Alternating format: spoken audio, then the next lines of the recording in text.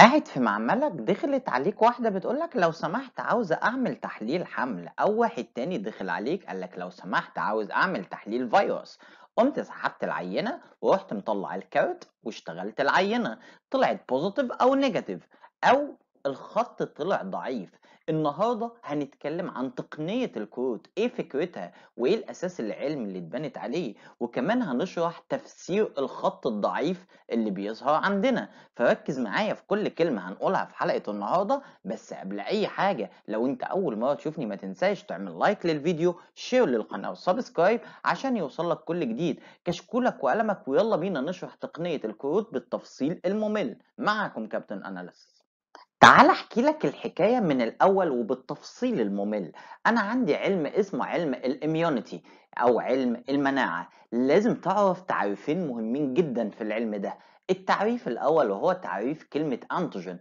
كلمة أنتيجين معناها أي جسم غريب بيهاجم جسم الإنسان وبيسبب ليه أمراض، وبالتالي الإنسان لازم يدافع عن نفسه. وهنا نتنقل على التعريف رقم 2 وهو تعريف كلمة أنتي بودي.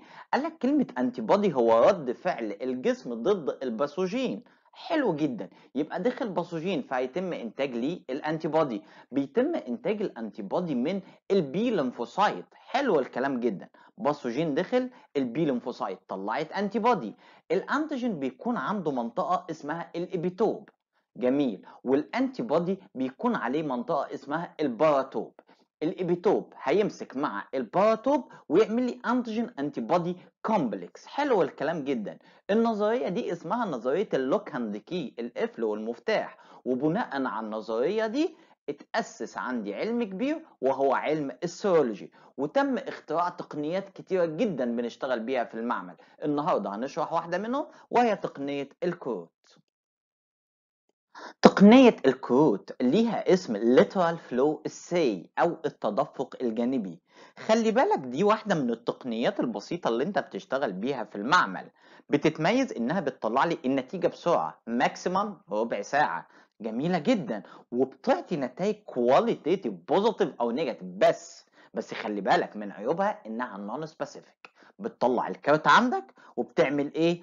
بكل بساطة بتحط السيرم بتاعك أو عينة اليورين أو البلازما أو البلاد زي ما هتشتغل، وتبص لو ظهر خط عند الكنترول وخط عند التست كده ألف مبروك التحليل بوزيتيف. ولو ظهر خط عند الكنترول بس وما ظهرش عند التست كده التحليل نيجاتيف. تقنية الكروت اتأسست على مبدأ مهم جدا. المبدأ ده اسمه فلو اميونوكروماتيجرافي. جميل. يلا نشرح الموضوع بتوسع أكتر. الصورة اللي قدامك دي بتوضح لك الكارت اللي بتشتغل بيه في المعمل. لو جينا فتحنا الكارت ده هنبص هنلاقيه متقسم لخمس أماكن رئيسية. المنطقة الأولى اسمها سامبل باد، المنطقة الثانية اسمها كونجيجيتد باد، المنطقة الثالثة اسمها تيست لاين باد، المنطقة الرابعة اسمها الكنترول لاين باد، المنطقة الخامسة اسمها الابسوربنج باد. دي الخمس أماكن اللي موجودة في الكارت. يلا نشرحهم مكان مكان بالتفصيل الممل. السامبل باد ودي المنطقة اللي هحط فيها العينة. الكونجيجيتد باد ودي منطقة بيكون فيها انتي بوديز خاصة بالمادة اللي هقيسها. بس خلي بالك بيكون مرتبطة الانتي بودي دي بالجولد كولايد، وده نوع من انواع الماركر هنعرف اهميته كمان شوية. التست لاين باد ده بيكون مثبت على الخط ده الانتي بوديز بالمادة اللي انا هقيسها. جميل. بس خلي بالك ان الانتي بوديز في التست لاين مختلف عن الانتي بوديز اللي في الكونجيجيت باد. حلو الكلام. الكنترول لاين قال لك ده مثبت عليه اجسام مضاده بنسميها انتي بوديز. جميل جدا. بتكون متخصصه انها تمسك في الهيومن انتي بوديز. المنطقه الاخيره عندي وهي الابزوربنج باد. المنطقه دي وظيفتها انها هتسحب العينه لاخر الشريط.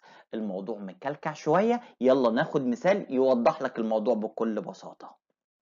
بص يا سيدي، يلا ناخد مثال بسيط وهو تحليل هرمون الحمل ال HCG. العينه اللي انا هستخدمها السبيسمين هتكون سيرم او يورين، واحده من الاثنين. جميل جدا. اول حاجه عندي هاخد السبيسمين واحطها في اول منطقه في الكارت وهو السامبل باد. جميل. اول ما احط العينه هيبدا يحصل سريان، جميل، وهرمون ال HCG يتحرك من منطقه السامبل باد لمنطقه الكونجيجيتد باد. حلو جدا. طيب منطقه الكونجيجيتد باد هيبقى فيها ايه؟ قال لك هيبقى فيها انتي بوديز زي ما شرحنا. الانتي بوديز دي هتتحد مع مين؟ هتتحد مع الهرمون ال HCG وتديني انتي بوديز HCG كومبلكس.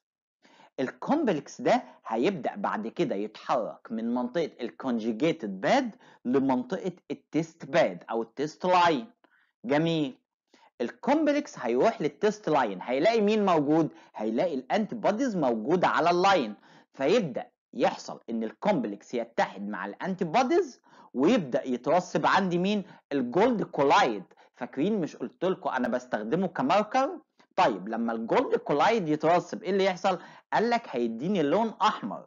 تمام؟ يبقى لو ظهر خط التيست عندك، تمام، هيظهر باللون الاحمر نتيجه للي انا حكيته لك ده. طب وبعدين؟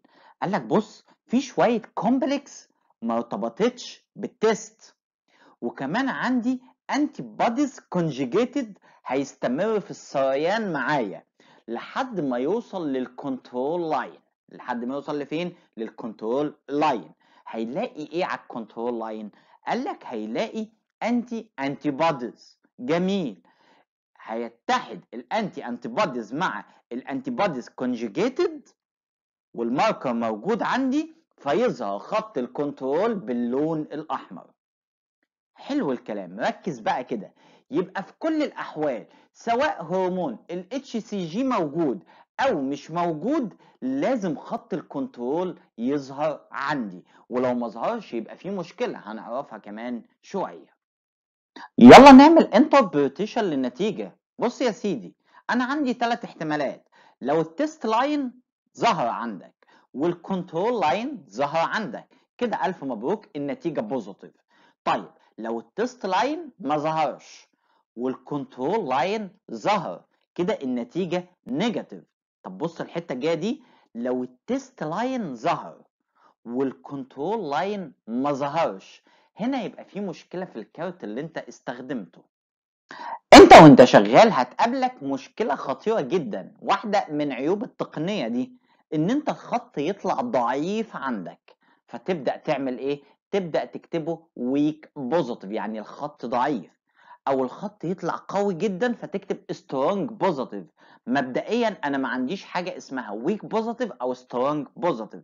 التقنيه بتكون كواليتيتيف، يا اما بوزيتيف يا اما نيجاتيف. طب لو ظهر الخط ضعيف عندي ده معناه ايه؟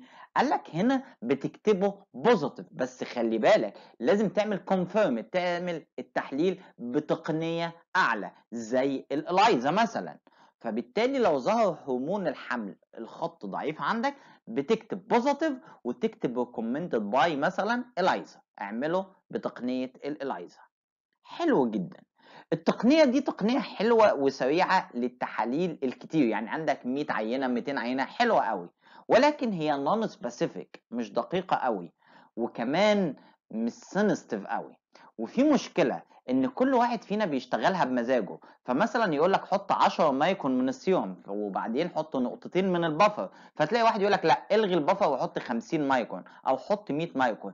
لازم تشتغل التحليل ده بالكميه اللي مطلوبه واللي موجوده في البامفلت. كمان ما ينفعش تسيب العينه نص ساعه وساعه وتطلع النتيجه. العينه ماكسيمم تاخد القراءه بتاعتها من 10 ل 15 دقيقه، واي نتيجه بعد كده بتكون غلط. فعشان كده بنصحك ان انت تقرا البامفلت بالتفصيل الممل قبل ما تشتغل بتقنيه الكود. دي كانت حلقه النهارده في تقنيه الكود. اتمنى الحلقه تكون مفيده، ولو عجبتك الحلقه ما تنساش تعمل لايك للفيديو، شير للقناه وسبسكرايب عشان يوصلك كل جديد. كان معاكم كابتن اناليسيس.